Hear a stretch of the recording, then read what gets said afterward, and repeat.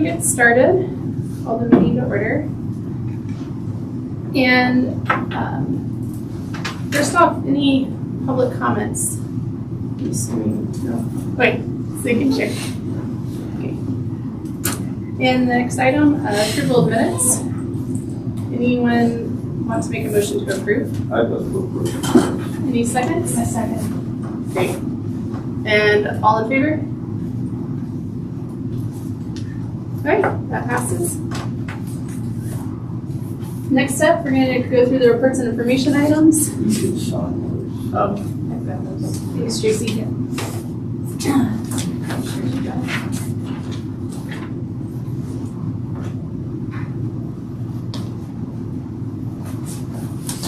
You have to over agenda. Oh, I'm going off the older one. Oh, yeah, because this was the new one that was redone. Yeah. Thanks, Tracy. Let me get the right one up. I was thinking to myself, I know the order rearranged, and that makes more sense now.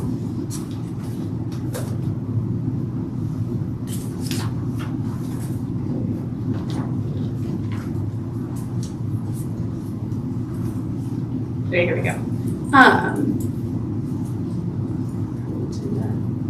Okay, sorry, y'all. We're gonna back up a little bit. As you all can tell, right, it's doing a slightly different order of our agenda.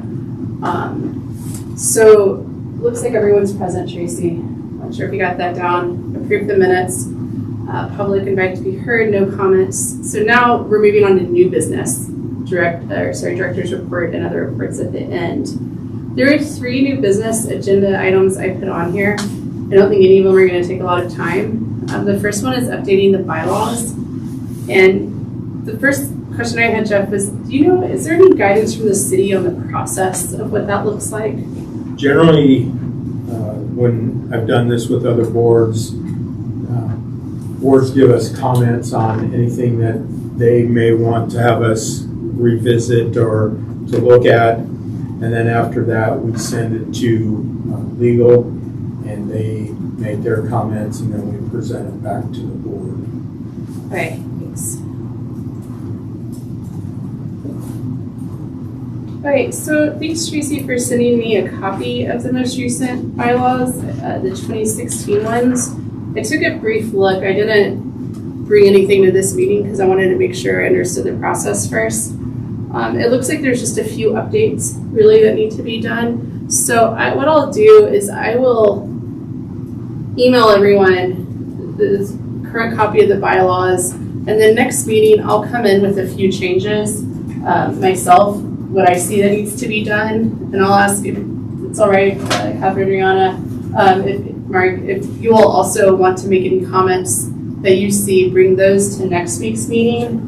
And then we can just spend a little time in the meeting making sure we're all on the same page, going over those. Did you say next week's meeting? Next month's meeting. Okay, do you know there were copies of the bylaws sent with the other package today?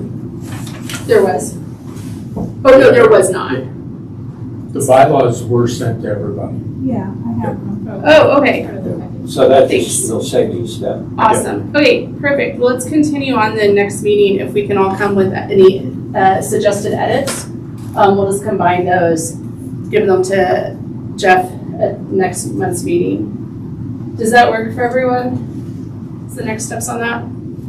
Okay. The other option would be to work within Google Docs, but I know that can get a little iffy we can't really with the do that. yeah. Okay, perfect. Okay, so then we'll just bring any edits to next week. Okay. As y'all can tell, I've had a very long Monday. I'm getting things out of order, but I know we all have. I'm assuming we all have. Okay, so next agenda item that I was hoping to talk about. Agenda. I was hoping to review the board's core functions, and I really pulled this from the city website directly. And I'll pass this around. This is just a print off of that page. And I thought this would be a good time to do so because I'm switching over to take the chair position, and we've also really been focused on the feasibility study and next steps with that. And that's feasibility study is finally wrapped. We're waiting for information from the city. So the city website says that there are 5 primary functions. 1, to prepare a long-range plan for library services, 2, review the library's annual budget requests, consider all policy matters pertaining to the public library and make recommendations to the city council, advise city council as to the expenditure of funds or securities devised or given to the board for library purposes. That one does not necessarily pertain right now. And prepare an annual written report to the city council. So the 2 that really stood out to me were the budget one, as well as the annual report. And I know pre-COVID, we were doing that. And so I thought it would be a good time to pick that back up. And also with budget requests coming up, or that process starting, I'm assuming that we're gonna wanna give advice to the city, hopefully in support of the budget request put forth by the library. And so I guess I'm interested, Mark, if you have any information or knowledge surrounding how we've done annual reports in the past. And then, Jeff, I'd also be interested, or Susie, if y'all have examples of how other boards are communicating to the city council. That's been a part that I'm somewhat unsure of. I believe that we can send information or advice through our staff liaison, which I believe would be John, or directly through me to the city, but I wasn't sure if other boards were approaching that differently. They do it both those ways, and there are times where they make motions and the council liaison carries that forward for them. Okay. I think and Susie, please jump in. When getting the information to all the council members, and I think what we would do is send it to the clerk. The clerk would make it available, and then everybody, all the council members have the opportunity to see the same thing. And then in this case, Susie could reemphasize some of those things. Mm-hmm. Yeah, I'm thinking with the museum board, because I haven't served on Parks and Rec or the golf. I'm trying to think of other city boards. Youth council, I'm on that, but its structure is totally different. MGLA doesn't have a funding mechanism. But the library, or the museum board, sorry, I want to think pre-COVID, when we got together, there was more of an active engagement as far as looking at the budget and approving requests or making comment. I've not seen it lately with this board, and I think, we're just kind of shifting out of COVID and into regular realm. So I'm hoping that as we move forward that, they'll have more of a voice. I think this group is kind of ahead of what I've seen so far as being really active and attentive to budgeting needs. So historically, our board has tried to do it several different ways with the city. And originally, when I first got on here, the only thing that happened was that the library staff prepared a report. They presented it to the advisory board. If the advisory board was okay with it, they sent it on to the city council, staff and council. And that was in council's packet of information to review if they chose to review it. Somewhere along that continuum, it was felt that there wasn't enough punch in the way that the message was being delivered to council, because we weren't seeing any of the benefits of a lot of the initiatives that the library had going on reflected back in how the library was treated by the city. This is probably the beginning of this whole feasibility issue. And so as an alternative to that, we tried 2 different things. We tried physical presentations, taking time on the agenda for council. And one of us would go and talk, and we would have a series of slides, and we would talk about all the good things that the library was doing to try and drive home that message. Sometimes that worked, sometimes it was just buried in the wash of information that was presented to council that you just had too much to think about. And then another approach was to actually invite council for a pre-meeting at the library to hear some of the grievances and opportunities that were in front of the library, to present that personally to staff in a setting outside of the council meeting where we give more attention on that. And I think that did work a little better because there were issues with audio-visual equipment and wiring and things like that I think the city moved on and found monies and staff time to address. And then, unfortunately, when COVID hit, then a lot of that stuff went away, and with the remote meetings and the challenges of just managing the city in a remote fashion, a lot of that stuff just fell apart. A lot of the tasks that this group was responsible for.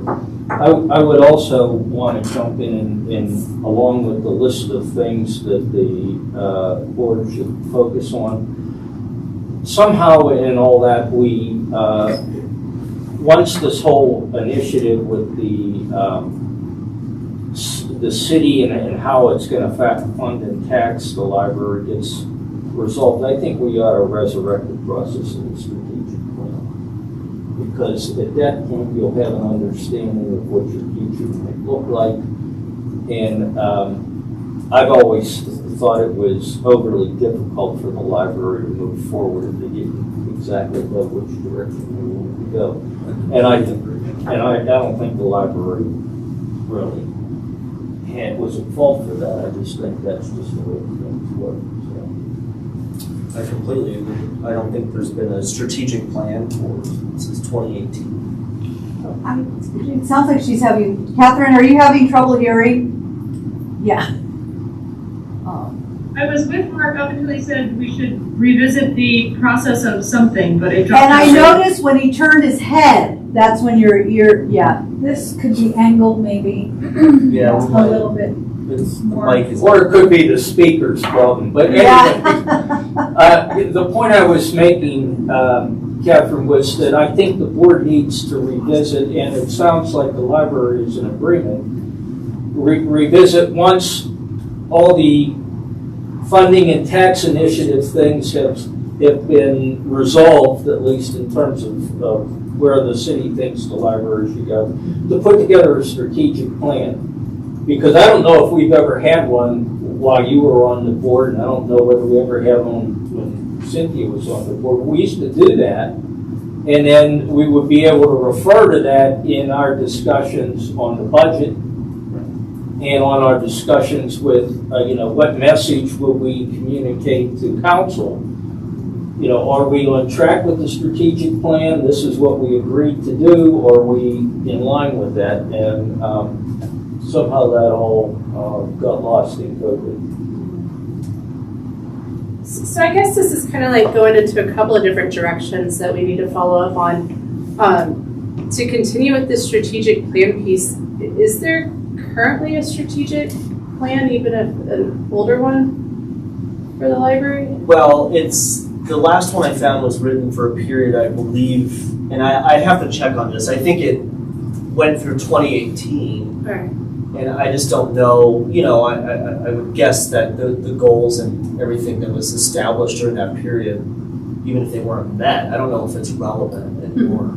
So I haven't really read it thoroughly, but I can look back on it and see. But in general, we need one. I mean, that was something I feel like I noticed early on. I mean, in the interim, out of a full strategic plan, we could even kind of consider more of an action plan. I mean, it's still sort of the beginning of the year. and maybe establish, which could be sort of something along the lines of the tax initiative. I don't really know how that would look, but kind of just set some goals for the year, Right. you know, so that the board's in line with that, staff are in line with that. I mean, some of them seem there with that initiative, but a real strategic plan is needed. Right. I think we'll have to ask for budget. Yeah, for that. Yeah. So that sounds like something that we need to be considering in how we advise council in terms of budget plans. In terms of, John, what we're talking about, an action plan, which would be quicker and easier, how could this group support that?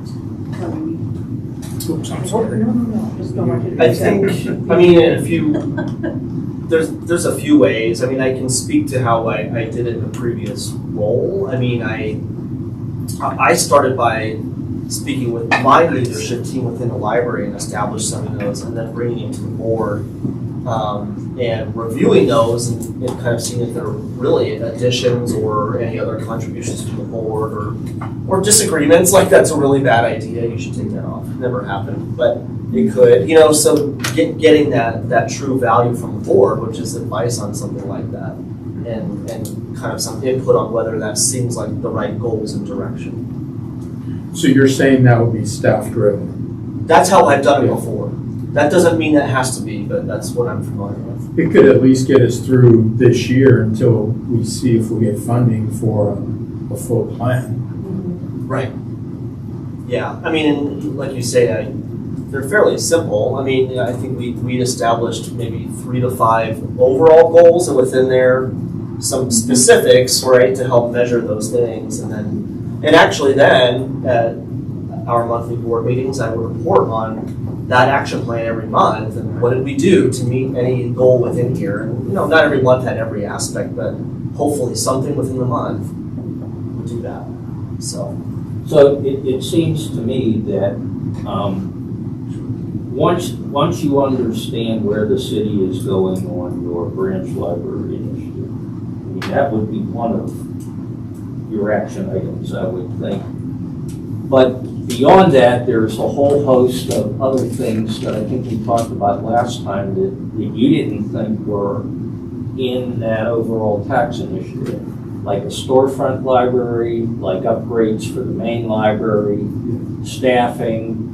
I would throw in programming, a policy on programming, and those things I would request would be in as part of an action plan going forward. So, I'm sorry, it might be good for us to include as part of this conversation the budget update. John and I have had some initial conversations with the library department heads in trying to hear kind of some of what they have in mind and some of the things that John and I, and do you have that list, or do you want to? well, that's right. Yeah, because I've written some of it down too. Most of so- the good stuff is. Yeah. So regardless of what happens in November, we still have a goal of still doing a storefront branch, which will be one of the things that we would request. We also want to request that all the programming that is currently funded by the Friends be funded by the city. We've talked about the possibility of creating a 5th department within the library, which would be outreach and putting more resources to be able to do that rather than just Lillian doing that by herself, but being able to do more of a formal process. That we would also want to partner with the museum and recreation as a way for our new department to be able to reach out and rather than the library having to send out multiple staff all the time, that maybe the museum could at one time send people out as well as recreation to kind of spread the wealth of what all three of us are doing. We really feel that temp staff, additional temp staff, we would like to have funded. Often when we have staff that are sick or on vacation, there's a scurry of activity of trying to figure out how to backfill some of that coverage. And so we feel like having temps do that is important. John has a great idea about rolling shelving that would allow us to do some things in the children's area which would possibly free up the meeting rooms a little bit. We also, or at least I'm interested in doing some work with lighting in the library. I feel like it's way too dark in some places, and John has actually started to get some pricing on that as well. Can you remember, did I forget? Those are kind of the bigger items. Those are some of the big ones that we covered. But another one in there as a budget request that I also want is a pretty significant increase to our collection budget, primarily in the form of digital collections. We're really far behind in what we offer electronically. We pretty much just have Libby and ebooks, and there's so much more content out there. And for a city this size, we should be offering a lot more. And in general, the collection budget needs to go up a little bit, but part of that is to cover the way we're starting to get collections in, which is pre-processed, so they're shelf ready. So we're minimizing the time it takes to get something in and on the shelf. Right now, sometimes it can take way too long because we're manually preparing those, but that has a cost. So the collection budget needs to go up in order to cover that cost, which isn't significant, but we need more. But the real increase would be in digital collections, in my mind. And then we also talked about the strategic plan as well. We did talk about that, yep. Is Can I there, ask a question? I might have missed it if you said, but was staffing anything on your list there? Yes, Jeff brought it up in the form of outreach. So we have Lillian, who you may have met or know, and she's a solo operation who does way more than any one person can really do, and it's really becoming a department in its own right, and so we really need resources there. Also, in our temp budget, in order to have more flexibility for increased staffing as needed, whether it's from absences or we want to better support outreach or be at events, we have the capacity to staff that within our budget that right now is a real stretch. So those are the two of some of the staffing that are right up front. Okay, thank you. Yeah. I think I heard parts of that, but didn't catch it all. Sure. what about, this is a smaller piece, but what about professional development? Oh, that's on here. Right. To me, that's not a small piece. It's just one of many areas, but there's just not enough there to truly support professional development at the level that I think it needs to be. I mean, we're not going to send staff to every training and every conference possible, but right now no one is going anywhere. Wow. You don't send anyone to the ALA conferences? I don't think they're saying one to Cal. No, well, we will be this year, but and part of that was, the COVID. That messed a lot of that stuff up, and they did some of that virtually, and then I think some staff went, but there's been a little bit of a hiatus from going. But I've already have staff expressing interest in Cal. That's much easier to send people to. I can do that within the budget I have, at least for a few people. But that's one of the best things to do, that at least on a local level. But some of those bigger shows, ALA, I'm a real advocate of PLA, more so for a public library. It's extremely beneficial, and it's only every other year, and you get a lot. I feel like you get a lot of value for that. And right now, I don't know how I'd send anybody if it were this year, but it so happens it's not till 2024.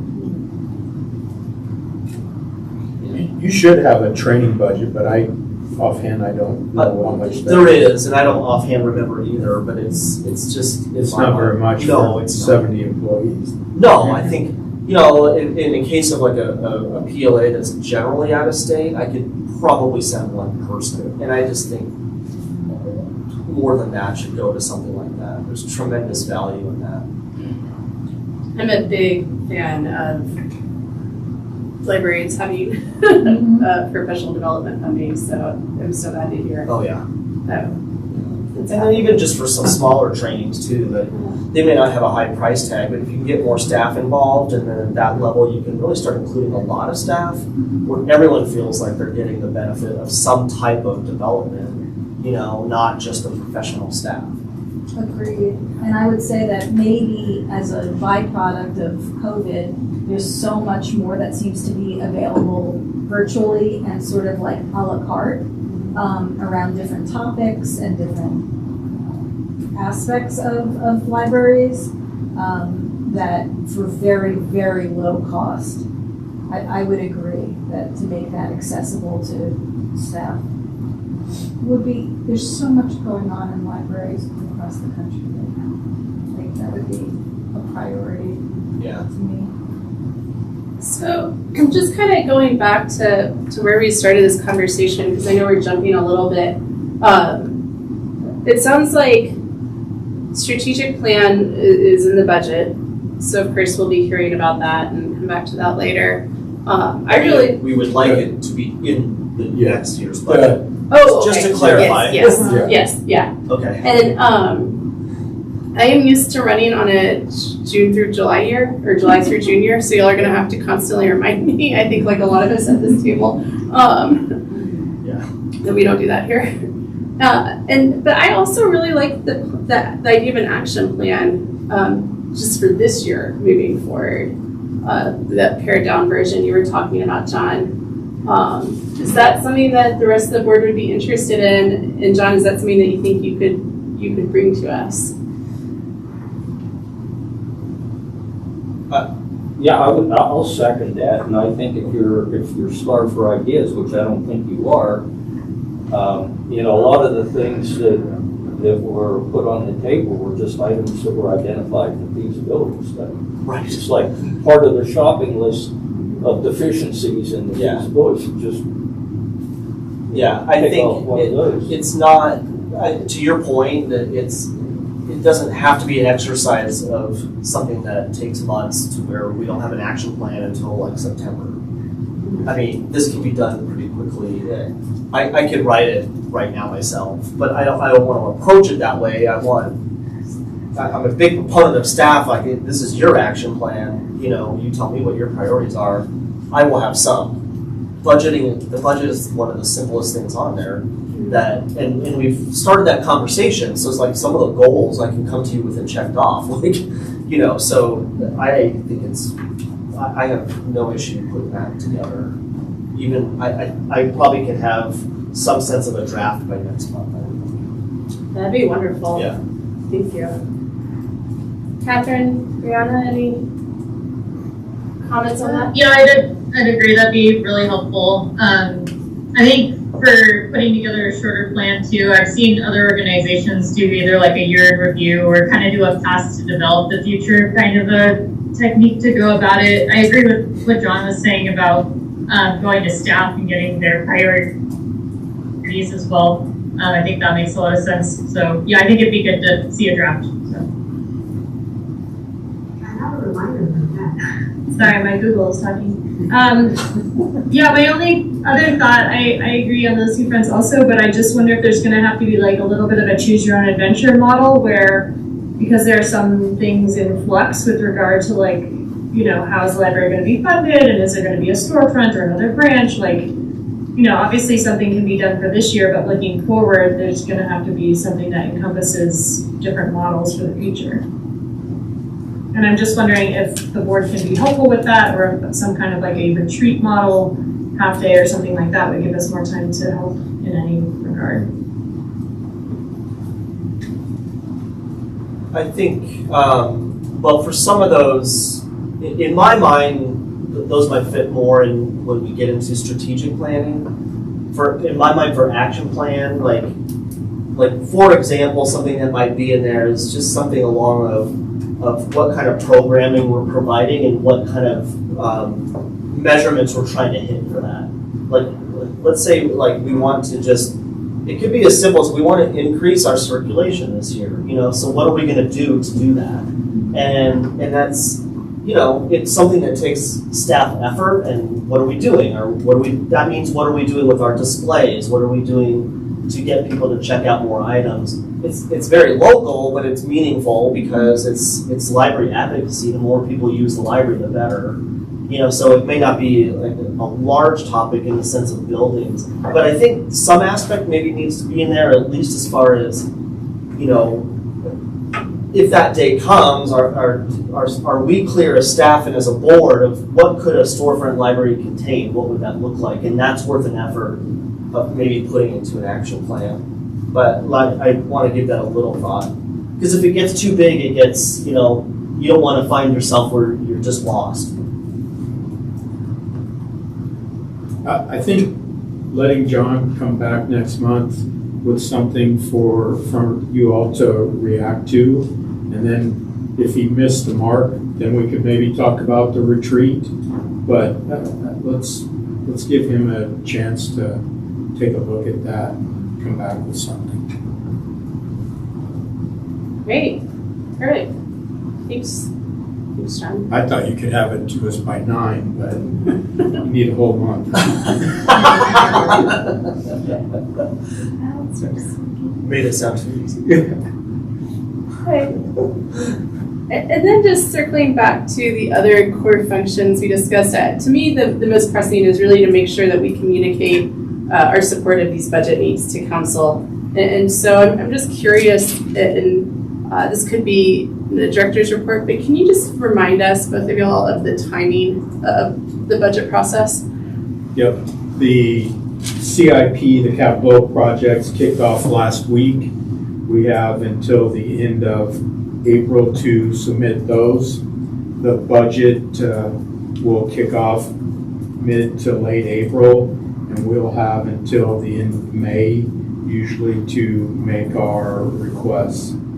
My suggestion would be that no later than May, that you either send a letter or talk at public invited to be heard, because once the system gets shut down and those that are working on the budget, in fact, I've had other liaisons and other boards say that council really doesn't get a lot of say until later in the process. So the sooner you can start planting those seeds with council, which then gives council the opportunity to direct the budget staff, I think you're probably better off. If you wait until July or August, I think you're too late for the 24 budget. I would echo that, because we've been played both ways on that. There's been attempts to get in early, and the conversation's been, well, that's too early. Talk to us later, and then when we try and address it later, it's too late. It's already baked. That we can't make the change, and then we make the appeal to council, and it's already a done deal. So, whatever guidance I would say the city could offer this group in that regard would be super. And then you had mentioned the capital plan. Will that be something the board can understand? I mean, will you have something next meeting, since it's due at the end of April? If right now we don't have any proposals. No proposed capital? No. But, and part of that is with the library, the facility maintenance takes care of a lot of things that happen in the library. Whether it's HVAC or heating, plumbing, electrical, all the carpeting, they all deal with. It would be premature to do a branch library like we're going to an election for, but we could certainly talk about that we start putting that in now in case council chooses not to move forward with with that tomorrow night, or that the ballot would happen to fail. That way it's already, at least we've started to let the budget folks and council know what our needs are gonna be. Yeah, I'm not sure where you stack the beans on some of these initiatives, but going back to the feasibility study, there were, well, first of all, the feasibility study was essentially absent capital requirements, so I understand why that could be somewhat murky right now. But there were initiatives that I felt were in the feasibility plan that probably had a capital component to them. For instance, expanded space for programs or initiatives or additional AV equipment. And I don't know if that comes in under your maintenance budget or that's a separate, but I would ask you, if it's separate, I would ask you to start thinking along those lines. So one of the other things that the library has the opportunity is a capital replacement program that's PBF 145, and it is all of what was community services, and it replaces equipment that provides direct service to our patrons. So the TV in this room, the table in this room could be on that replacement list. A new desk for John could not be on there. Sorry. What about the rolling shelving? That we have some money already for this year in that CIP. What about items like the books sorter that kind of fell through the budgetary cracks for a couple of years? So for new items, we have to do separate requests. The capital project I just described is for replacement only. John, in the operating budget, can make requests for large items like the sorter. One of the other things he might be looking at for this next year is trying to have a drop off on the west side. If we can figure out a way to make that work, and that could be a general fund request. So, how do you count the beans for things like the sorter versus something like reconfiguring the rooms for expanded attendance of programs? Is that all capital, or does it, if it doesn't make capital, is it lost to the process, or do you pick it up under your general operating costs? It can be, so there's two ways. The capital projects are generally construction type of things. So if we wanted, and I don't know if we could even do this add another part of the building that would go out closer to the street, that would be a capital project. The purchase of equipment can be done as a replacement on the other CIP or as one-time requests in the general operating budget. So if John chose to do all new shelving in the library, he could make that request as a one-time request in the operating budget. Did that answer your question? Well, yes, but it probably doesn't solve my ultimate goal here, which is, I don't want to limit John's opportunities by my lack of creativity in giving examples. Right. But, I think there's probably things that in the past would have never bubbled up.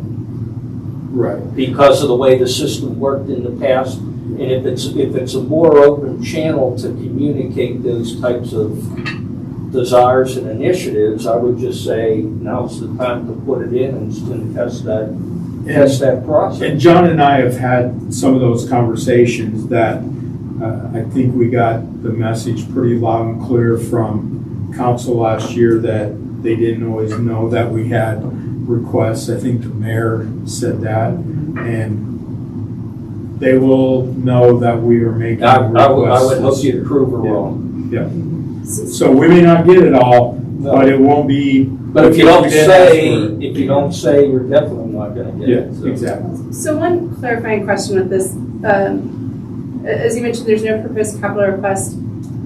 So is the BF 145, if I got that right, the capital replacement program, is that a separate, no normal capital request, but there still may be requests for the replacement program? Am I understanding correctly? The capital, so the PDF 145 is a unique capital project because really what it's about is ongoing replacement, which is truly a general fund thing. Okay. But because we as a department wasn't having a lot of success, even when we submitted our own budget, some of those items didn't fall high on our list, that this was an opportunity that the past city manager allowed us to do because our facilities can't operate if we got crap. Yeah. And so whether it's here at the library, your tables and chairs and all of that, or at the rec center, fitness equipment, if we can't replace those things, we can't truly serve our customers. I would encourage John to, I think historically the library's only asked for $30,000 or $40,000 a year. I think it would be good if that number got bumped up to $75,000 to $100,000 a year. Recreation has $300,000 and $400,000. Yeah. It's the personnel alone. Well, that personnel can't go in there. I'm talking just the capital. Oh, the capital, Yeah. sorry. So trying to get that up closer to 100,000, I think that would be good. Recreation historically is over 200,000. Museum is starting to ask for more. And, what we as staff need to do is create what I would call a fixed asset list that would cover these items so that for the next 20 years, we know what we need to replace and generally how much life all of those items have on them, so that one of the things that happens is it gets to be budget time and everybody's like, oh God, I gotta get things for my list. And if we spend time to do a better job of planning ahead, we'll have more success in the budget process. I think that's where the strategic plan comes in, because that'll drive. a lot of Certainly would future help. capital. Yeah, because you're You looking can ahead. showcase that. Okay, so let's move on, because we can come back to the budget again later. But is there any other comments for just discussing our primary functions as a board? I had a question, and not knowing much about the history of that document. Well, I have notes, but yeah.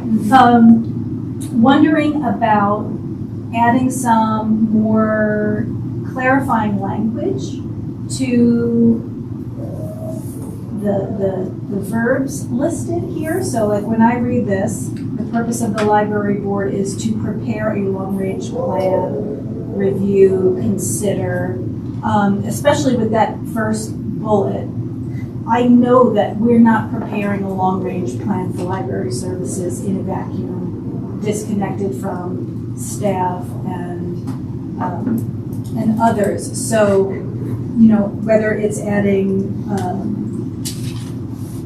assist or in conjunction with these entities, or that we're partnering with these entities, supporting the library director or library staff in doing these things. I don't know if I think that's kind of implied. It is. I believe you said you got that since Yeah, you're off I the just pulled it website. directly Yes. from the. And generally, if you look at all the boards, they're all written kind of that way, which Right. at times make it very difficult for the board and for staff, because we don't always understand where that line is. And what I think would be good is that maybe you as a board, along with John and I, come up with an understanding of what that means to you, which then can be a working document for us for years to come as the board changes over. That can be one of the things that in our kickoff meeting that we can share with future board members, and we're all have the same thing, because I bet if everybody really took the time to read that, we might get 5 different board opinions on what that means. Right, that's why I'm Yeah. suggesting a little bit more clarity of Yeah. what the board's role is in relation to the roles held by other entities, because in addition for making it easier for board members, this is a public-facing document. And so the public, it would be nice for the public to be able to have a clearer understanding of where the board's purview ends, perhaps. And I agree with what you're saying. I don't know if it's just that easy to make changes, Okay. because I thought we had It- an open opportunity to just no, because judge. I think that information actually comes from the city municipal code as a starting point. Okay. And so it's going to be harder to change that Okay. then. But that's why I said if we could come up with a working understanding within our group here, at least we all are on the same page. I really like the idea of a working internal document, especially as we onboard new members. What does everyone else think about that? I don't see that as pressing, but maybe something that we can work on in bits over the next few months. Yeah, that can be helpful, and then this might just be kind of like expanding it a little too much, but I'd be curious if there's like 1 or 2 cities similar to ours and seeing if there's any other responsibilities that like their equivalent of their city board, library board is doing as well that we might also consider adding on. I know we'll still need to kind of come back up to speed with anything that was dropped during COVID, like the strategic plan, or but if we're considering additions, maybe we can kind of see what other folks are doing as well. Is that something you could check on, John, during one of your library director meetings? Yeah. Check that, okay. That's a great idea. If I could just throw in 2 cents on that, if you think back to what the purpose of the board is supposed to be, it's supposed to be advisory in nature, so we're supposed to communicate information to council that council doesn't have the time to find on their own, or to generate opinions that the council doesn't have the opportunity to pull together a consensus on. So as you approach those from that perspective, I would just suggest that the overall product that's likely to come out of this committee is one of communication and advice. So to the degree that these things support that initiative, I think you're on solid ground. All right, then I will start to, we have a fair amount of like working documents that we've discussed already. So I'll start to add that as an agenda item, but like I said, I think it's something that we can take more slowly, especially as we have 2 new members and we won't be onboarding for a little while. Jim? Oh gosh, that's right, they start. Okay. That was too big of a smile. So just quickly, I just wanted to check, thanks Tracy, this is the updated contact list for this group with our new members. Unfortunately, I can't show y'all over Zoom, but I'll email it, or Tracy, I don't know if that went out as well. Did I miss that one? Okay. the packet, no, but I can share Awesome. If you don't mind sharing that, that'd be great. And then I guess Catherine, or if either of y'all have any corrections, just to let us know. I'll take a look. Okay, well, let's move on then to old business and updates. I know we got a little bit at the very beginning of the meeting or before the meeting started, but updates about the city initiative. I'm looking towards Do you want to talk or you? here and this end. Well, I mean, as far as, well, as Okay, maybe you start. Okay. So tomorrow night is a big night, I think. The survey results are going to be presented to council, and at least staff hopes that council will give us direction on which projects, if all of them, some of them, or none of them, will move forward to be further reviewed on whether to be placed on the ballot in August for November. We're hoping that happens tomorrow night. The survey results are now public, and they are on the city website under the agenda management system. And yep, you can see PowerPoints and all of the survey results on there. I will share that of all of the items put on there, the library was the highest in support at 60%. Again, there's a lot of good information, a lot of good comments in there as well that could be pro or con depending on where you are in the public and these potential projects. But if you have time tomorrow evening, and it's the last thing on the agenda, so I apologize for that, but if you have time if you can't watch it live, by the end of the day, Wednesday, you'll be able to go in and watch and see for yourself the conversation and ultimately what council's direction was. So I asked this of our staff, and I guess I'm probing. How would you guess this is going to go tomorrow? Our meeting? Yeah, well, this topic, how do you think it'll roll out? I mean, do you think council will make decisions tomorrow? Hey, Mark, when you lean back, we can't hear you. Oh. Do you think council will make decisions tomorrow on the direction of this, or do you think they'll want to think about it, or how do you think I thought the plan was, because, I mean, for me, I want to hurry up and make a decision. I want to make sure that we get all the communications. Want to make sure we get all the communications out there in a timely manner. So I think for us to sit on it and think about it, it's not going to it's not going to be in the best interest of getting this initiative passed. So, I imagine that it'll be a long meeting, a lot of questions. To eat dinner before I get there. But my feeling is that the majority of council, if not all of council, supports this passing.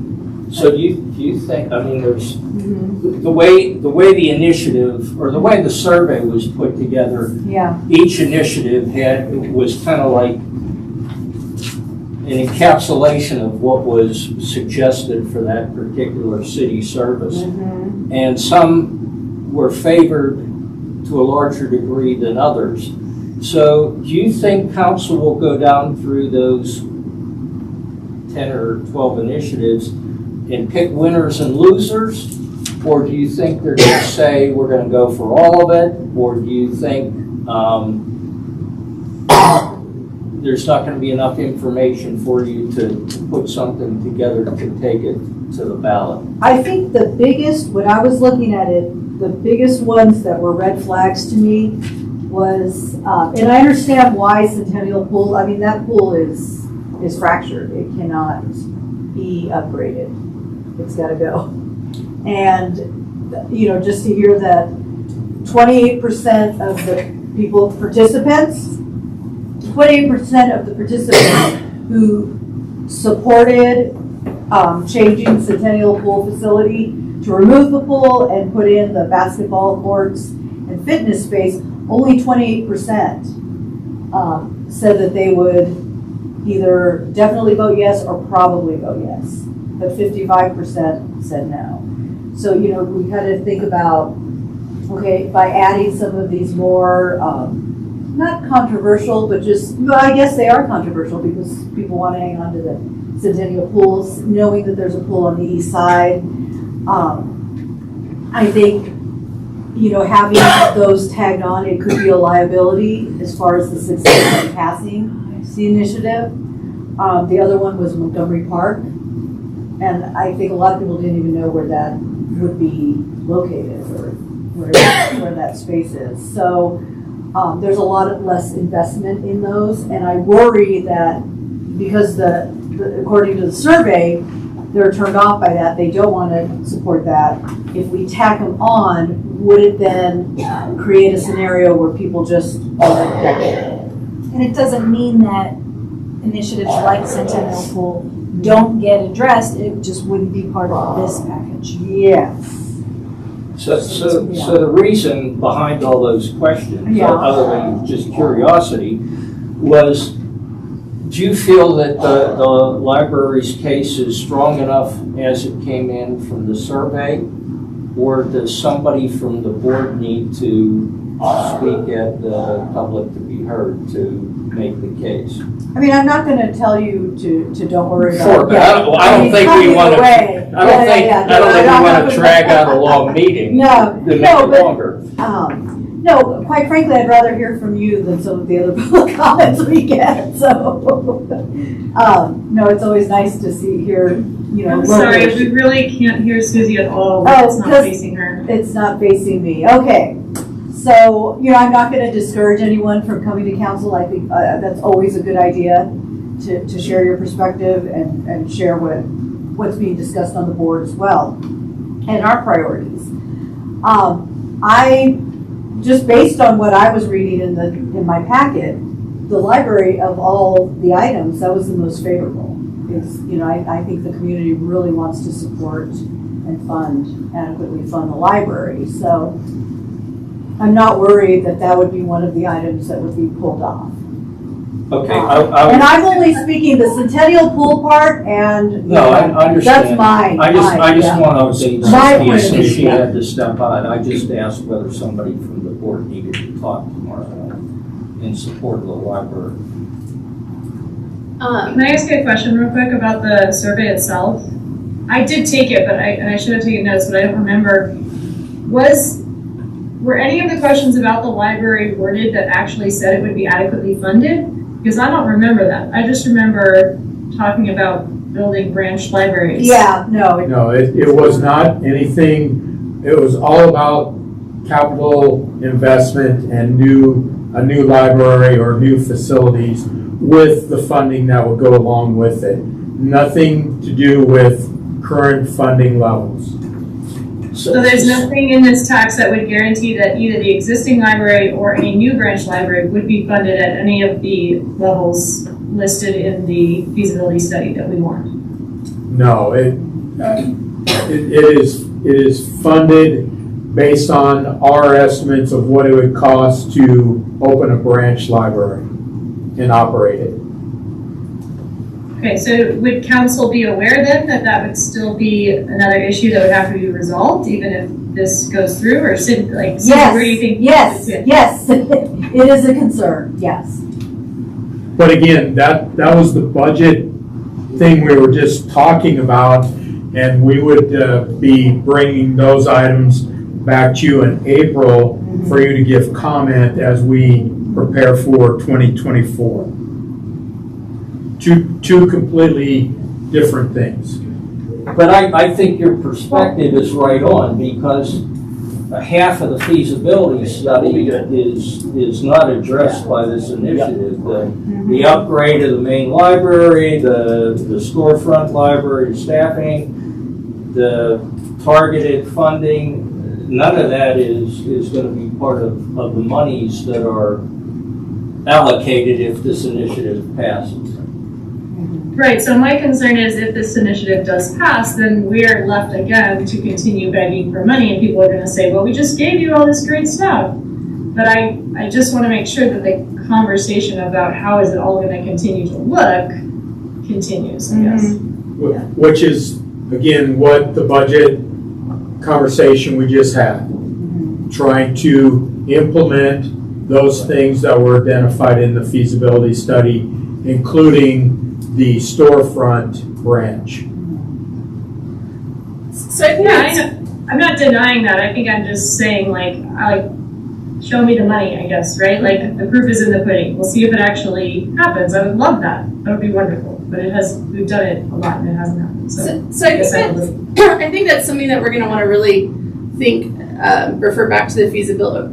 I think it's something we're going to want to consider to refer back to the feasibility study when we do share our support for the budget. And I think that there are going to be a number of opportunities to share those concerns as long as we continue to bring them forward. In terms of tomorrow night, Mark, thanks for catching me up. What was the answer if it would be advantageous? I think council is always interested in Okay. boards. Yes. And then, Susie, do you have any idea?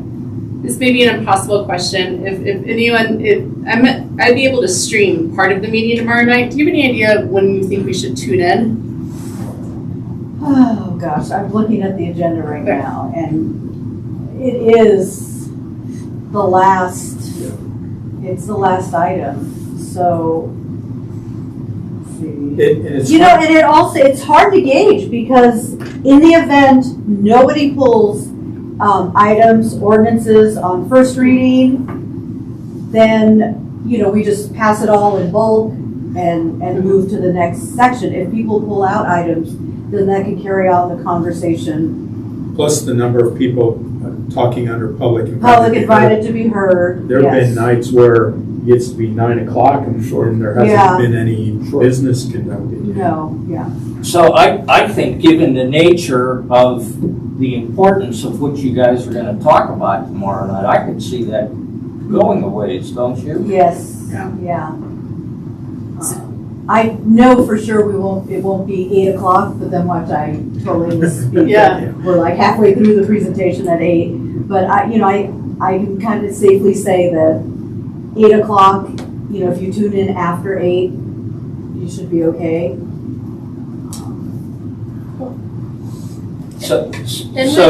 I'm sorry. Oh, I was just going to follow up with the question of would it be advantageous for someone from the board to be there? I am not able to. I know that right away. But I don't know if anyone else would want to be. Or the other thing is John and I will both be there. And the Wednesday morning, we could send out an email that summarized what council decided. Yeah, that's not adding too much. That'd be wonderful. Sorry, Mark, what were you going to say? Well, I thought one of you guys should be there, but maybe it's not the right timing on it, given the budget initiative. And I was wondering whether we should pass a resolution indicating that while we're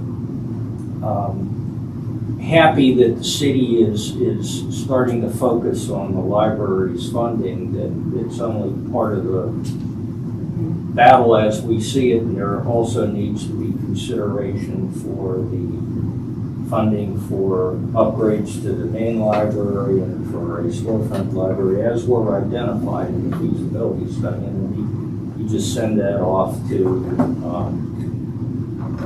I guess, Harold and the mayor and Susie and council.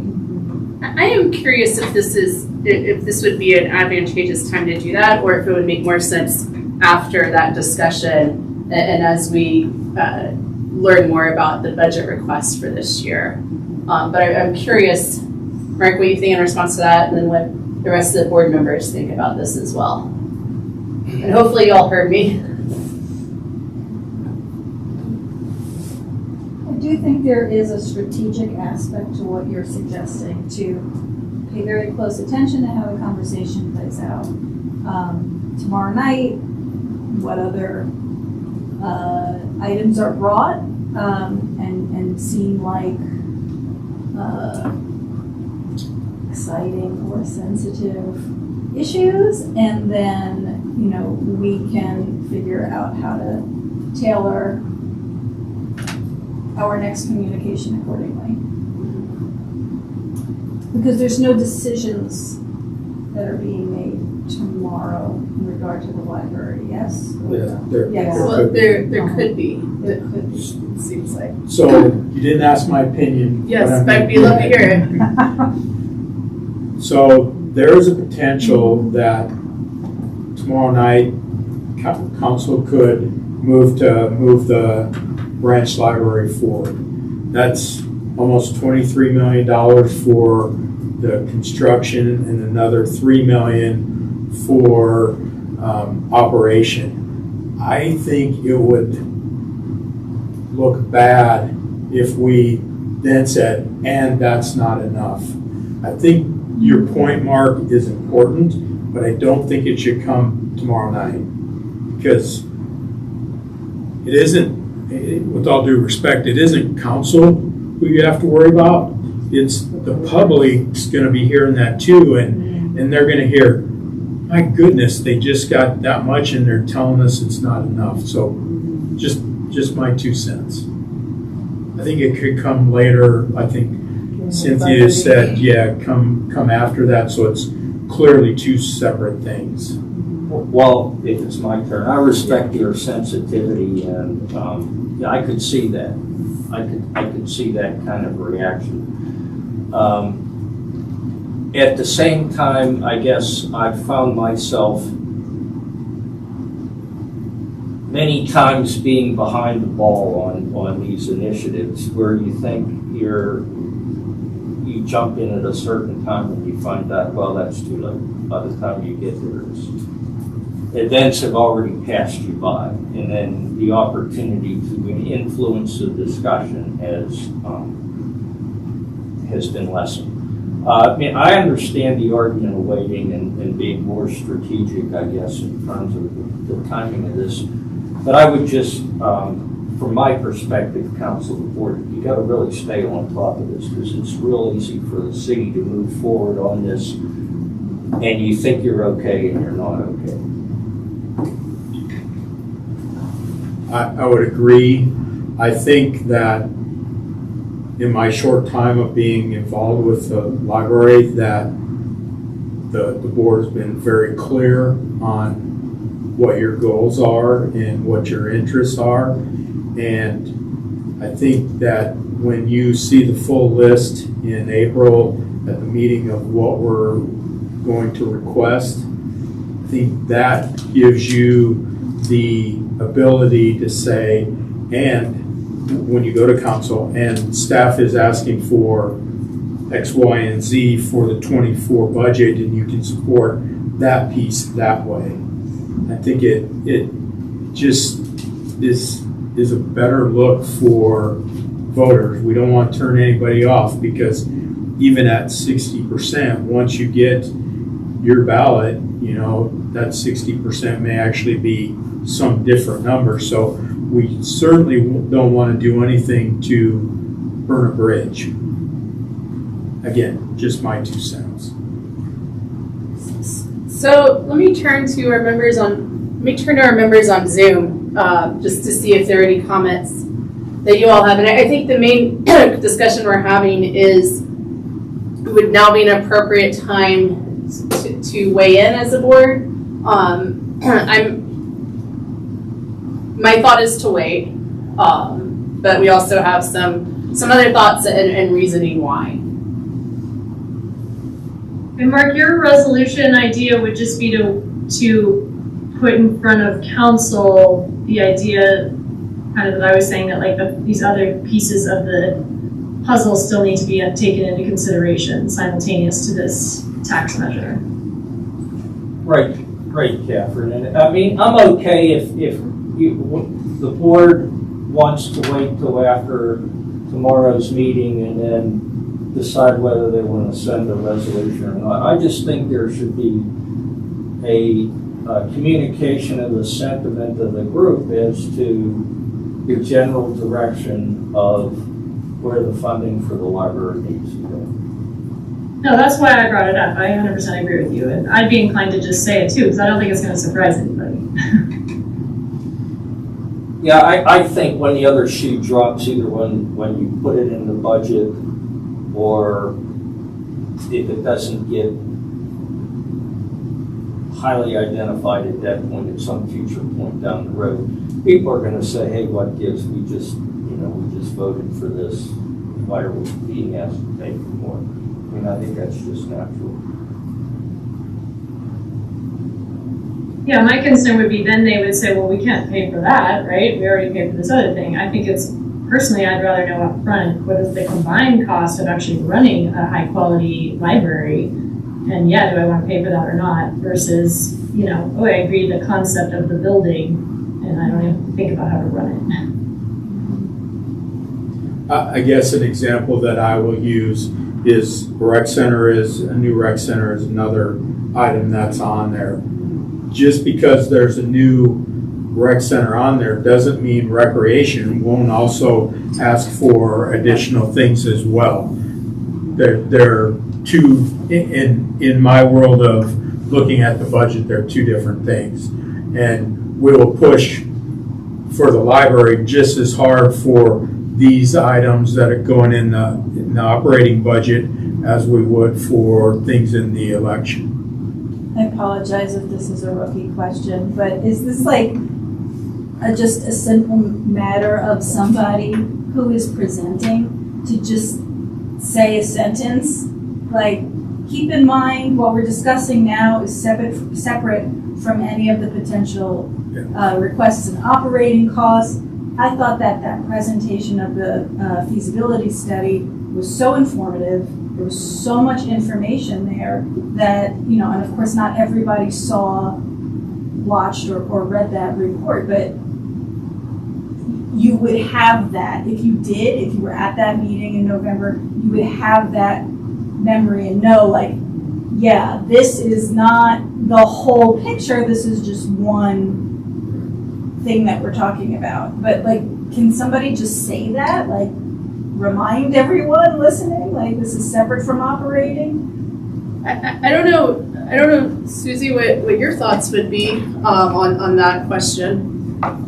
So, so I guess we're talking about, two separate, so if somebody's coming to speak to, please get this on the ballot, we support the idea of a branch library and the funding being used for that, but then it also sounds like there's another item, which is the ongoing expenses for, to attain that preferred level of service, and advocating for that as a change in our budget, not necessarily an additional tax, tax increase to make that happen. My thought is that it might kind of convolute the two. So if we're talking about two separate sources acquiring money from the city through the budgeting process, people might mistake it for what's supposed to be on the ballot. So that would be the only thing that I would be concerned about. Mm-hmm. But again, in public invited to be heard, it's, what you all decide to move forward. All right, I think we need to wrap this one up and move on. So I would like to propose that we hold off on making this statement. But if there is a majority of us as the board who disagrees with that, that doesn't have to be, that can change.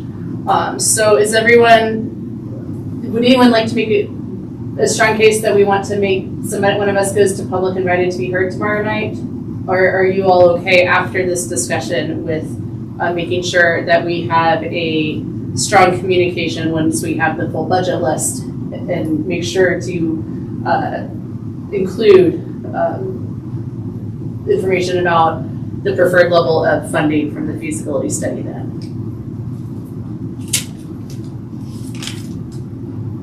I can wait. If that's how you want to I do mean, it. I'm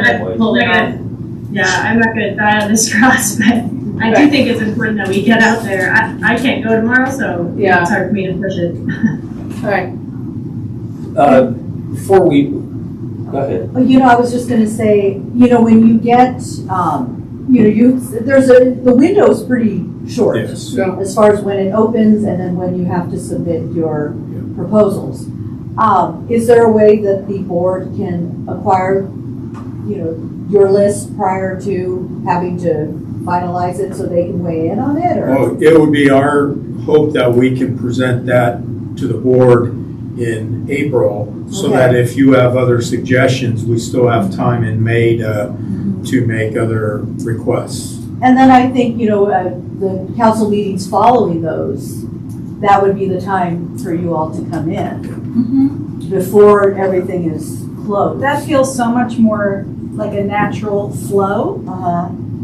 Because then if we see something in April, we can also talk about, we have more time to prepare that message and get it right, rather than who can be there tomorrow night and what are we gonna say? So, I'm okay with all that. I guess my question,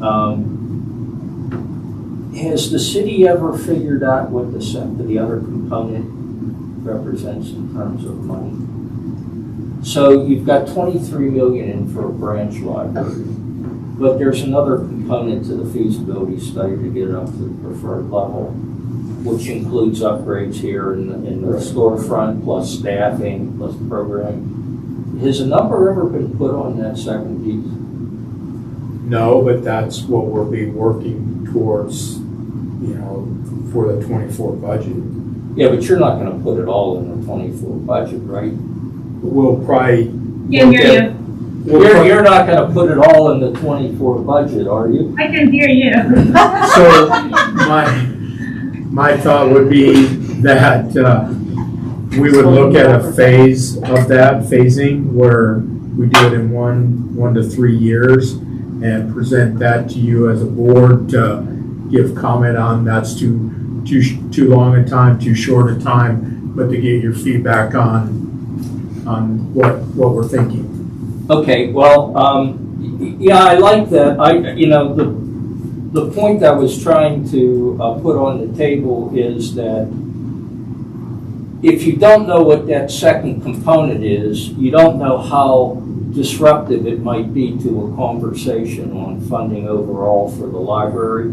So if you identified it as like $1 million a year, which I don't think it is, It was, I know it was more than 88. then that's not going to be as disruptive to the voters as if it was $50 million, for instance. So it would be good, I think, for the board and the city and everybody concerned to know what that second piece is, because we're going to, hopefully, we're going to still push as a board for some kind of commitment from the city to the library to achieve that. The lower number was 880,000. You're going back to the feasibility. Yeah, yeah. You're just taking the 23 out of the feasibility studies money and. We are gonna come up with our own numbers, but just based on your question, it was like 880,000 to, was it 2 million or something upper? I can't remember the upper number. It was a big number. Yeah, but, and there, like you said, there's no way we're gonna be able to get that in 1 year, but we certainly need to have a plan for that. Yeah, well, they actually built it in a feasibility study Yes. over 10 years, so, Yeah, I mean, that's reasonable for an organization to challenge itself to do. It's just how you do it, whether you upfront load that, and what that's gonna mean to the community. and I think the other part of it is, what can the library really do with its existing space right now? I think we could expand some hours, but the library's gonna have to do programming outside of the library. And that's certainly an option. But there just is only so much space and so much programming that can be done here. And doing programming in other areas of town will help us know how successful the branches might be. There's the Lashley Street Station we could be doing some things on. And Isaac Walton, it has some time available there. So there are other locations that the library could be doing things. Yeah, I mean, to me, it's an interesting programming dynamic because if you say, well, by the time the voter initiative would pass, if it passes, and that you get your ducks in a row in order to start picking a site, constructing the site, putting the library, that could be 2-3 years down the road. So I would argue that you've got 2-3 years where you don't have a majority of city staff or library staff devoted necessarily to that you could spend doing some of these other initiatives. Right. Or you may find that in putting all that together, the library staff is fully engaged and you can't get to it till year 4 or 5. Right. So I mean, it's an issue. I hope it's not 3 years, because I think if the voters want another branch, which it seems like they do, we need to be moving quicker than that. But, because costs only go up as well. I know, oh my gosh, yeah. Right. Good point. Sorry, Cindy. No, this is, It's kind of weird passing a mic. Well, Yeah. it is, and she said she wanted to ramp it up 20 minutes ago, and I just kept rambling, so I'm sorry. don't be sorry, I have an eye on the time, I'll cut us off if we need. But let's move on to the reports and information items. We've already discussed a fair amount of the budget, but if there's anything we missed, otherwise, John, you're up with monthly highlights. Yep, so, yeah, nothing else on the budget. You're gonna have to pass in the mic. Shoot. So, nothing else on the budget as far as that's concerned. The monthly highlights topic, and I can more or less talk about this, and I'll show you kind of what I have. It was in the packet. If you saw it, there was a PDF of kind of, some slides from a PowerPoint of some highlights. But what I would like to start doing, starting this month and going forward, is bringing some of these things back, which I think existed in previous board meetings. Some data, some information on library performance. I mean, I think you brought it up even in your email before the meeting about that. So, and for those of you well, for everyone, actually, I was going to say for everyone on Zoom, but let me just show you what I have here without. You guys see that okay? Where you are at? Okay. So I don't know, don't get too hung up on the format here. I wanted to put something together, and other months it might look different. I like to get something uniform though, and one of my tech staff has some kind of platform where I can actually just kind of put some stuff in, and it'll kind of make these dashboards, which I like the idea of. But for now, I pieced together PowerPoints from various staff to give you some idea. And really what I want to try to do is show you what we're doing in a month, not every single detail, but just some highlights of what happened in the previous months. You can see what library activity that you may or may not really know about. So that's what this is. This is just, I just put the PDF version up here, but kind of going through really our departments, right? So children and teen, this is kind of some of the stuff that went on this month, or well, not this month, but in February, showing you some of the programs. It's in your packet, so you can look through this in more detail. I don't want to go through everything in the interest of time for now, but I'll point out a couple things where I think it's relevant. But as usual with children's and many public libraries, they're usually the busiest department. Storytime alone carries that, but then there's always other stuff going on. So a lot of stuff here. Some really good team programming going on, by the way, there, and then just getting into some of the numbers, so you kind of see, like the total number of programs that were done all over, and then the total attendance in these. So those are pretty good as far as participation in library programs, and what we're doing. Outreach, of course, we have outreach, but children's always does outreach, right? Because they do classroom visits and things, and that's a little bit different from what Lillian does with her outreach. Right. She also goes to schools though, but hers are more for events. So you're going to see outreach numbers always in different areas. But that's really what this is here for the schools. So, or for children as it relates to schools. Generally, that's what that is. And then adult programs, February was a good month as far as adult programming and attendance. There were two big programs in February. One was the film that was done earlier in the month. That was done in the city council chambers. I actually went and called This Is Not Who We Are. And then there was a Q&A with the director and Carmen Rivera, sorry. It was really kind of cool, like a one movie film fest, right? And there was, like the shows here, almost 150 came to that. Many more registered, so that's really good attendance. That often happens. And then the other big thing was the garden fair. So you see in the lobby the seed library that we have, fully funded by the Friends. Free seeds, you can come in and just get what you want. That starts off with an annual gardening fair, and that was huge. Over 300 people were there. There were moments where there was a line out the door. It's a good problem to have, but it's also a learning experience to see how can we do this maybe differently, whether it's here or maybe somewhere else, but sort of to manage that a little bit better. I think there was no complaints about it.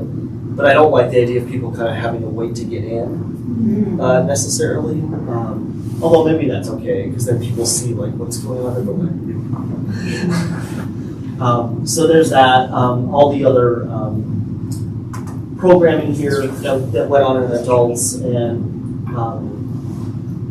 you see a column here. One of the things I've asked my department heads to do, just because so many things, well, pretty much 100% of anything we do with programming that needs money comes from the Friends, which is something I think needs to change.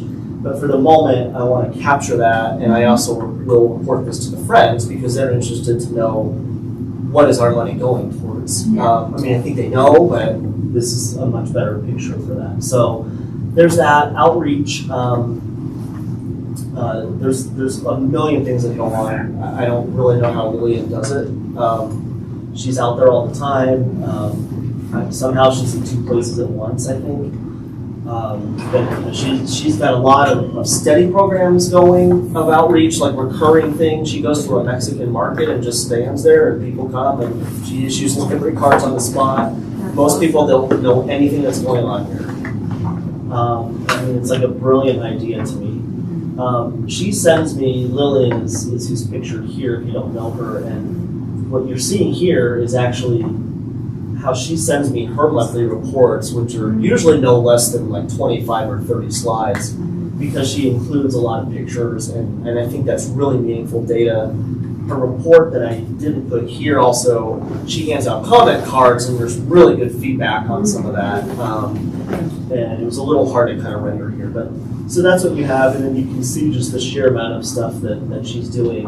And this is in the winter. Like outreach is a little slower right now, believe it or not. So this will even get busier. And there's, Lillian does a lot of this, but we get a lot of staff that well, they don't necessarily volunteer their time, but they're going to help her. It's volunteering in a way for Lillian, but they're coming to work and arranging schedules and everything. Everyone makes it happen so Lillian can get support when she needs it, in case you didn't know that. So that's what I prepared for this month. Like I said, I want to kind of start doing this. And as I do more, you can kind of tell me what's meaningful or not. I happen to think numbers are good, but also, feedback, whether it's anecdotal or pictures, you can really just see how people are interacting with this library. It's one thing to see it, and it's one thing to just sit here and talk about it. So that's my update there.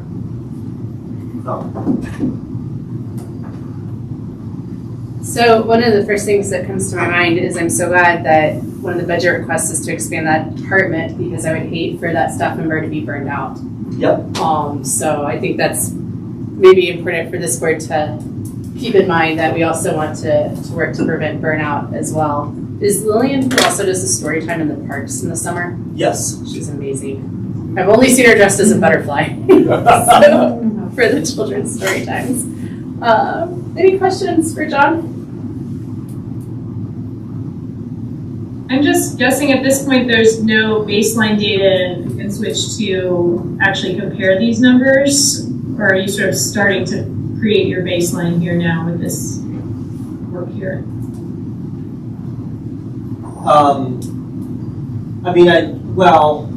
not sure. Maybe I'm not quite understanding. Like, I guess it just sounds like she's doing so much great work. It would be awesome to say, like, we have 30% more, Spanish-speaking participants in our story time now, or, to try and help maybe get the funding for this or even expand that department, Okay. Is this the data you need for the base, or is there a way to compare this to something we already have, I guess is my question. I think that with her role being still new and just barely a year in, but I think now I understand what you're asking, and to see, like, are we seeing an increase in that?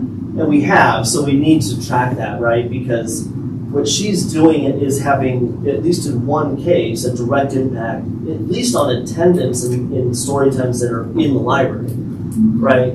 So where attendance was one thing, you can really say, like, well, because of our outreach at story time in the park, now we're getting 5 more kids every week. So Yeah, it would just be great to highlight some of those successes to help with the funding. I'm someone who loves metrics and I love stories more than the numbers. I love the No stories sound, behind sorry. the numbers. Gotta have the mic. So, well, Go ahead. I'm just. It's okay. I was going to try and summarize. Oh, okay. I was just saying I love this, and I love this dashboard idea of being able to measure progress and change over time. I'm most interested in the stories behind the numbers and how these different pieces interconnect.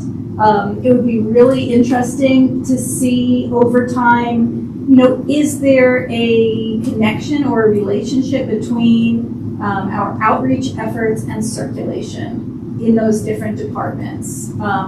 So, it's great to hear it, that it's already noticeably impacting attendance at our in-house programs. But are those individuals then checking out materials or engaging with other services in the library? I'm so appreciative. I did like a happy dance when I opened that PDF.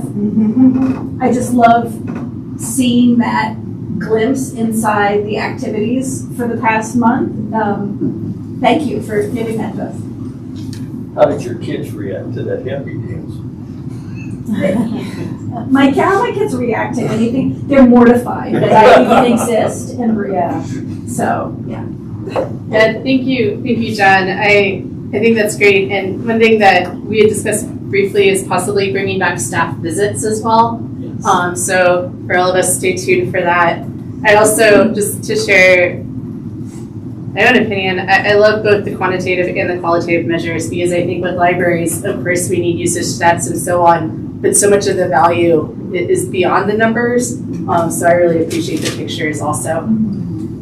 Yeah, and I'll just, I want to echo that, because while numbers are important to show, what we as library professionals are always trying to get across, and that we firmly believe, is that we impact lives.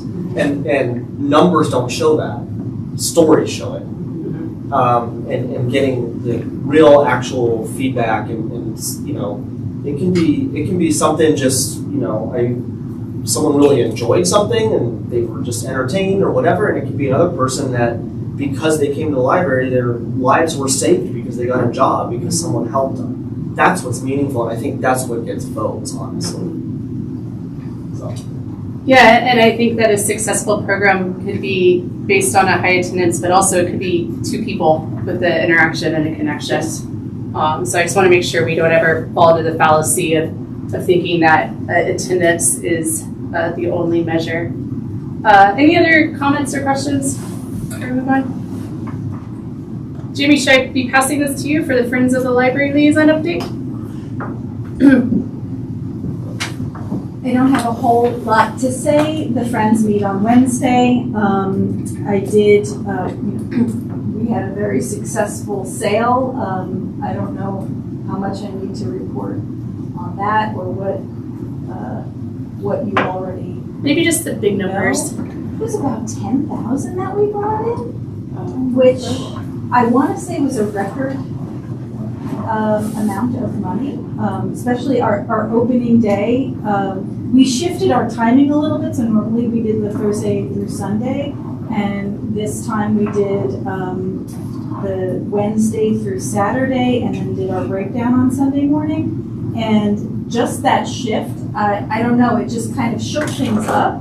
Our opening day, which was friends, members only, that was our biggest moneymaker for the sale. And then I think it just made it easier for volunteers to break the setup down, not after having staff the sale all day, to come in fresh the next morning. What else do I have to, oh, okay, yes.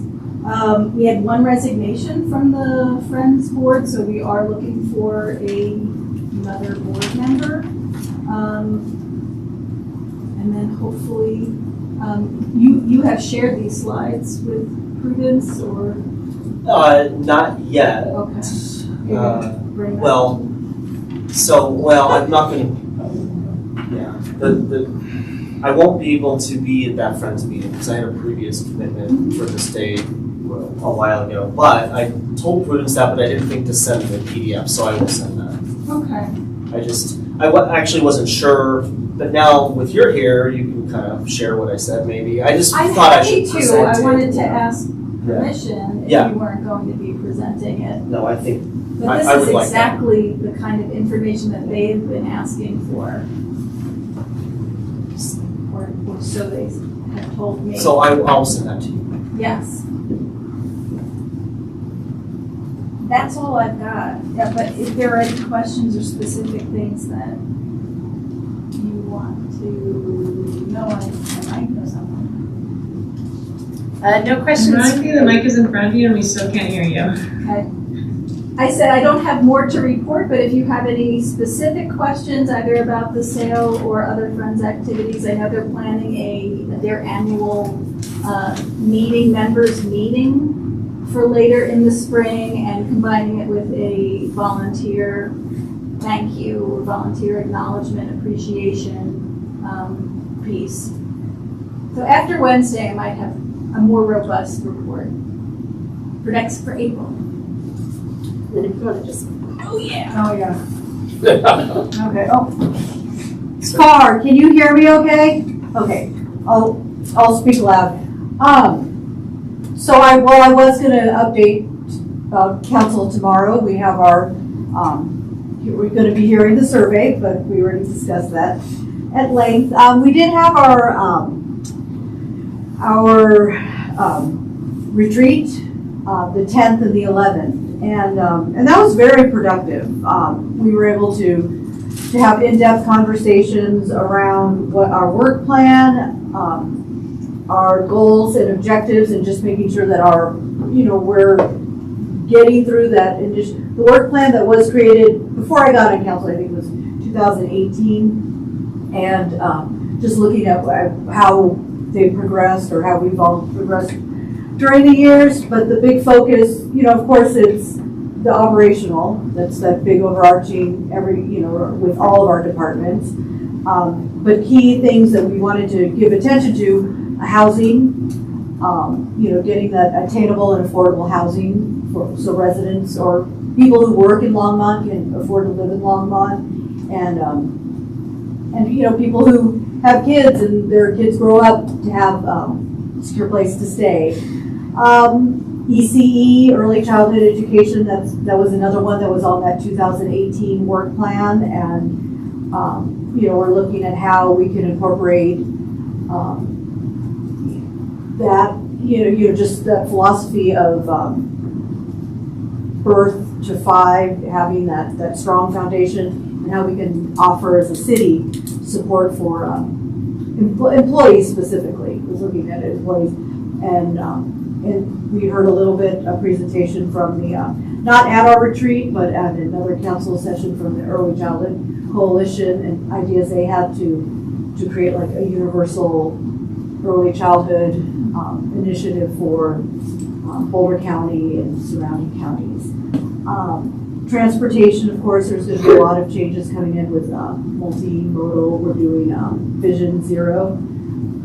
That whole, I guess it's not a program, it's kind of a philosophy or just a way of doing business where the focus is 0 deaths through car accidents or through any kind of transportation accident. So a lot of it is how we do our infrastructure in the city where it's more pedestrian friendly, and then bicyclists and then drivers. So it's really putting the safety measures around the pedestrians. The other one, 100% renewable energy by I think the long-term one was 2050. We were going to get as close as we can to 2030. So we were talking about a myriad of items. But we did, and I found these very helpful. I think you all did this, right? And I don't know if you all have a copy of this. I don't know, I can pass that around. But just what are those aspirational ideas, looking at what is ongoing, what is essential, all the way to foundational as far as what needs to be paid for and covered. So that was we got one of those from each department: Public Works, Public Safety, the museum, the golf courses, everything. So I thought those were pretty helpful for me as a council person, looking at the whole picture and seeing where those priorities are. Are you able to send that out digitally since we can't see it? Yeah. Do I have, you have we can do that. PDFs. I just had a paper copy. That'd be great, thanks.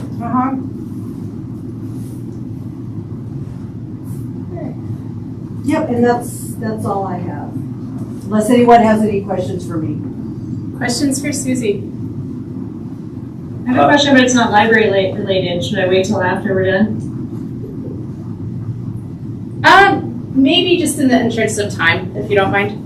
So I have, it's not a question, it's just an observation that, and this might appeal to you, Catherine.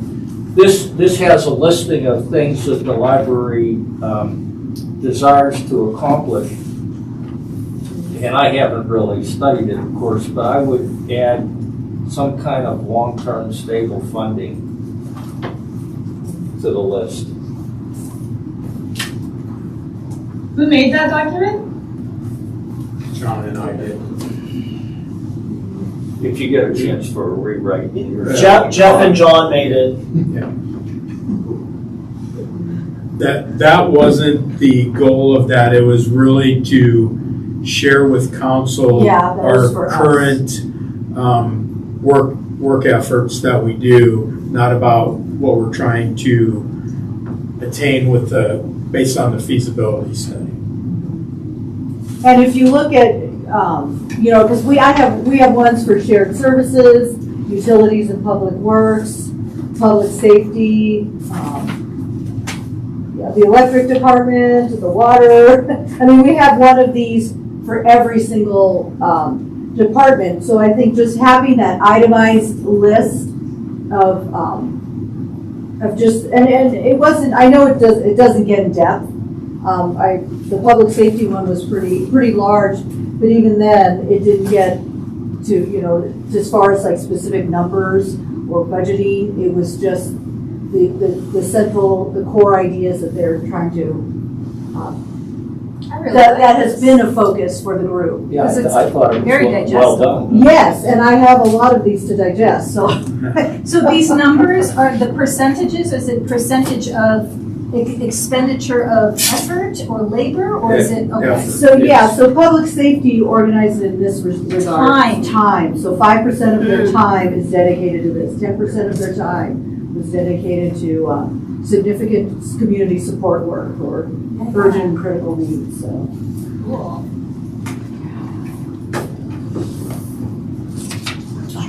Yes. Well, thank you for sharing. I think Yeah. That's nice as well. Any other comments or questions for Susie?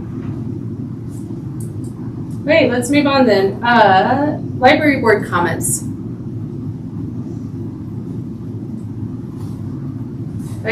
let's talk about our next meeting. I would like to, maybe if we could confirm the date, but if we could also talk about format.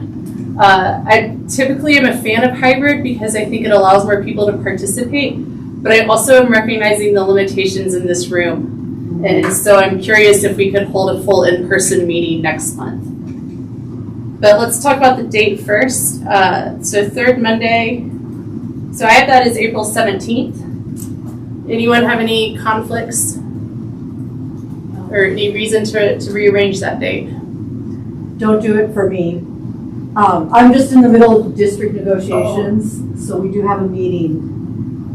And it's gonna be, it's gonna be budget, Okay. so our pay. And you need to go. I am on the team. In the event we get out early, it starts at 4, so in the event we get out early, I can come by. That'd be great if that works out. Yeah. Okay, otherwise then let's continue on April 17th, 7 o'clock. What do you all think are Zoom attendees? Do you think this is one to attend, you'd be able to attend in person? I currently don't have anything on my calendar, but I would also say that like things kind of happen too. So I'm not there right because my boss texted me yesterday that she probably has COVID. So I like wouldn't have been able to figure that out like a month ahead of time, if that makes sense. So like I don't have any currently like scheduled conflict right now with that, but if someone were to text me out of nowhere, again, I probably wouldn't come in person. So it just kind of like, I guess like barring anything happening, I will plan to be there in person, so. Yeah, and I just have childcare conflicts a lot of the time, so, you know, tonight my husband's gone and my parents are gone and my sister's gone, so this was the only way for me to participate also. So, you know, those things happen, but. Yeah, and I think the participation is the important part and making sure we provide options for all to participate. So I guess then to keep a Zoom option, but hopefully we will be able to meet without it. Well, could I make a We'll figure out suggestion? something with mics. We can't keep Right, passing. so the suggestion I was, could we go to the old board meeting? It's a smaller room. I mean, it's more congested, but you don't have to pass the microphone. Yeah. Speaking of which, at the moment, although this might be kind of fun to sit in there, it is stuffed full of prom-related clothing that's been donated. That's another children's program. Yeah. Well, they're organizing it. It's really a library effort to get stuff in that people who can't afford to buy that stuff can go to prom or anyway.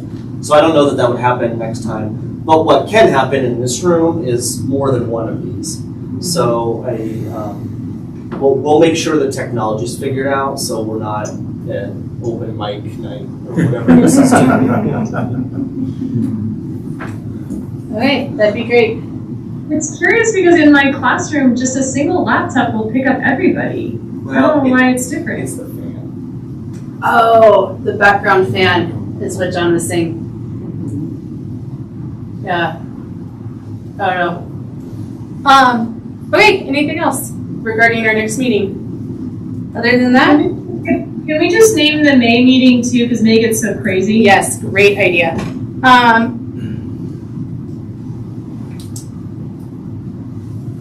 Okay, so I have that as May 15th. Hold on, I might be at a conference that day. That wouldn't be the third. Is it? Yeah, Yeah, because the it's the first first, Monday it's is the the Monday. first, yeah. Okay. There is a probability I'll miss the May meeting. Oh, you're second to last one. I'm just saying, there's Short time. We're probability. getting used to working without you. I'll know more next month. Would the 22nd be a better? No, if I go out, I'll be out. It'll be gone, okay. Okay, so I will definitely be out of town on the 15th. I don't know if anyone else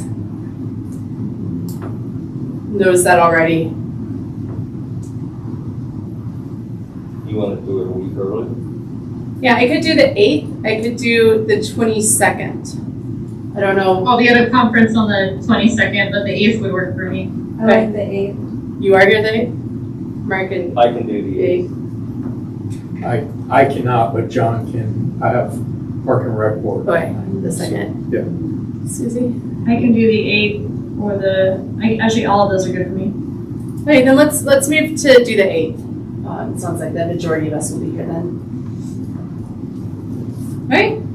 Well, then I have us adjourning at 8:51. Very good. Thanks all.